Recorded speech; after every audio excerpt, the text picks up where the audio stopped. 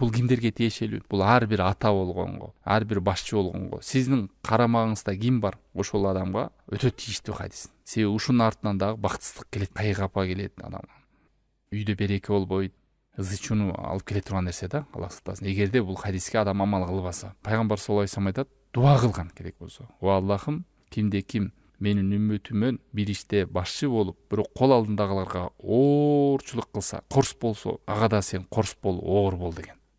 Ал эми ким менин үммөтүмдөн кол алдындагыларга жумшак болсо, Аллахым сен дагы жумшак бол деп дуа кылган. Пайгамбар саллаллаху алейхи вассаламдын дуасын Аллах таалам четке какпайт. Буга дуа кылды эки адамга. Жумшак, кичипейил болгон кол астындагыларга Аллахым сен де кичипейил бол, жумшак бол деди. Оор, корс болгон адамга сен да оор, корс бол деди.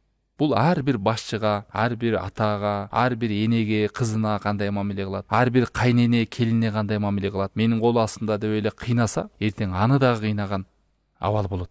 Ага да Аллах таалам жашоосун оорлотот, корс жашоону берет, оор жашоону берет. Ошон үчүн менин властымда, менин мүмкүнчүлүгүмдө деп эле кол алдындагыларды азаптап, кыйнап, эзе берген ал адамды эзилет.